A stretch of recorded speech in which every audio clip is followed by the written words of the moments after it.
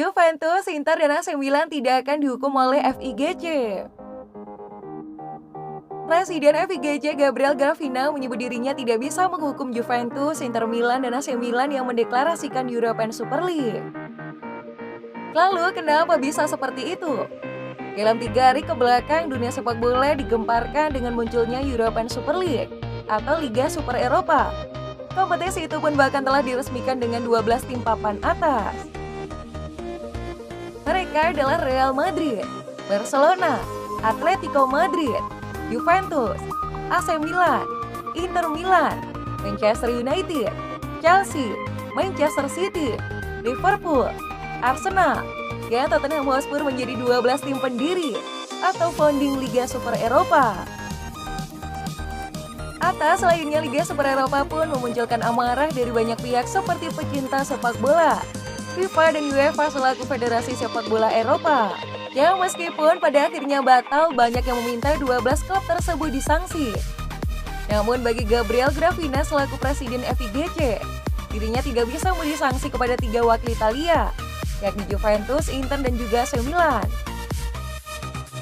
Gravina pun membeberkan alasannya tidak memberi sanksi kepada 3 tim papan atas Italia tersebut karena kompetisi European Super League kurang terlaksana seiring mundurnya tim yang berstatus founding.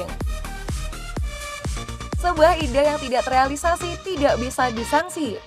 Jika di masa depan proyek itu berbeda dengan normal dan statuta, badan hukum akan mengevaluasinya, tutur Gravina. Gravina juga menambahkan ia dan pihaknya memegang teguh nilai dan peraturan di jagat sepak bola. Keputusan mundurnya beberapa tim itu pun baginya kini telah membuat dunia sepak bola menjadi normal kembali. Kami memegang teguh nilai-nilai dan peraturan sepak bola. Itu terlihat semuanya kembali normal. Namun itu membuat kita merefleksi bahwa sesuatu tidak bisa bekerja begitu saja, ucapnya. 5 negara penyumbang pemain asing terbanyak di AC Milan. Milan adalah salah satu klub besar yang ada di Italia. Klub yang bermarkas di San Siro itu sudah mengoleksi 18 gelar Serie A. Nah, dalam meraih kesuksesannya, Milan tidak hanya mengandalkan pemain lokal. Mereka juga sangat terbuka dengan kehadiran para pemain asing. Ada banyak pemain asing yang mampu menemukan kesuksesannya di Milan. Sebut saja trio asal Belanda yaitu Marco van Basten, Ruud Gullit, dan Frank Rijkaard. Pada musim 2020-2021 ini, Milan masih mengandalkan pemain-pemain dari luar Italia. Pada musim 2020-2021, Milan masih mengandalkan pemain-pemain dari luar Italia. Dan sejauh ini ada 19 pemain asing yang menghuni skuad Stefano Pioli. Salah satu contoh pemain asing skuad Milan saat ini adalah Zlatan Ibrahimovic. Pemain asal Swedia itu merupakan andalan di lini depan Rossoneri. Lantas, negara mana saja yang menyumbangkan pemain asing terbanyak di AC Milan? Simak selengkapnya. Di posisi kelima ada Spanyol. AC Milan cukup sering memakai jasa pemain dari Spanyol. Sampai sejauh ini sudah tercatat ada 12 pemain dari negara tersebut yang pernah bermain untuk Rossoneri. Dan bintang Spanyol yang paling terkenal di Milan adalah Fernando Torres. Selain itu ada juga Pepe Reina, Suso, Gerardo Lofeu, hingga Bojan Kriek. Milan saat ini memiliki 2 pemain asal Spanyol di skuadnya. Mereka adalah Brahim Diaz dan juga Samu Castillejo. Lalu di urutan keempat ada Belanda. Milan pernah identik dengan trio Belanda yang berisikan Marco van Basten, Ruud Gullit, dan Frank Rijkaard. Ketiganya berhasil mempersembahkan sederet titel bergengsi. Tetapi selain mereka, pemain Belanda lainnya yang mengecap kesuksesan bersama Rossoneri adalah Clarence Seedorf dan Jaap Stam. Namun ada juga pemain dari negeri kincir angin yang melempem seperti Edgar David, Patrick Kluivert, hingga Klaas-Jan Huntelaar. Namun ada juga pemain dari negeri kincir angin yang melempem seperti Edgar David, Patrick Kluivert, hingga Klaas-Jan Huntelaar. Sampai sejauh ini tercatat ada 15 pemain dari negara Belanda yang pernah bermain untuk Rossoneri. Dan untuk musim ini tidak ada pemain dari negara tersebut yang merumput di San Siro. Lalu di urutan ketiga ada Prancis. AC Milan bisa dibilang cukup gemar menggunakan jasa pemain asal Prancis. Sampai sekarang ada 18 pemain dari negara tersebut yang pernah mengenakan seragam merah hitam. Mereka adalah Jeremy Menez, Patrick Vieira, Mathieu Flamini, Philippe Max, hingga Marcel Desailly adalah contoh pemain Prancis yang bermain di Milan. Desailly bahkan tercatat sebagai yang paling banyak tampil untuk Rossoneri. Saat ini ada 3 pemain Prancis yang menghuni skuad asuhan Stefano Pioli. Mereka adalah Theo Hernandez, Pierre Kalulu, dan Joao Meite. Dan di urutan kedua ada Argentina. AC Milan cukup akrab dengan pemain yang berasal dari Argentina.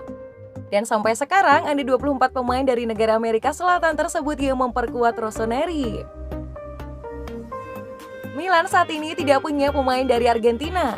Namun mereka pernah menggunakan jasa Gonzalo Higuain, Lucas Biglia, Fernando Redondo, hingga Hernan Crespo. Dan pemain Argentina dengan penampilan terbanyak di Milan adalah Ernesto Grillo. Dia tercatat memainkan 95 pertandingan dengan mencetak 28 gol. Dan di urutan pertama ada Brasil. Pemain Brasil bisa dibilang paling banyak menghiasi skuad AC Milan. Sejauh ini saja ada 36 pemain dari negeri Samba yang memperkuat Rossoneri. Ada banyak pemain asal Brasil yang tampil gemilang saat merumput bersama Milan. Sebut saja Kaká, Cafu, Serginho, Dida, dan Ronaldinho. Saat ini tidak ada pemain Brasil yang menghuni skuad Rossoneri. Namun, Kaká tercatat sebagai pemain dari negeri tersebut yang mencatatkan penampilan terbanyak untuk Rossoneri. 5 pelajaran AC Milan versus Sassuolo. Milan harus mengakui keunggulan tamunya Sassuolo dalam lanjutan Serie A. Pasukan Pioli takluk 1-2 di San Siro pada hari Rabu 21 April 2021.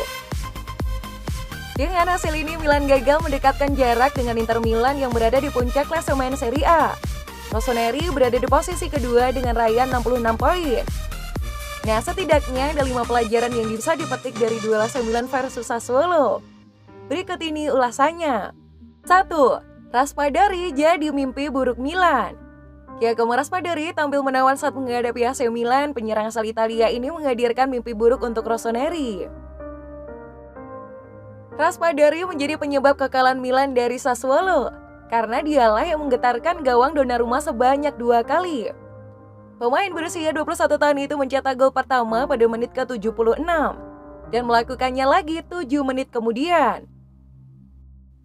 2 gol itu memaksa Milan bertekuk lutut di kandang sendiri. 2. No Ibra, no party. AC Milan harus kehilangan Zlatan Ibrahimovic dalam pertandingan kali ini. Pemain asal Swedia itu harus menepi karena kondisinya yang kurang fit.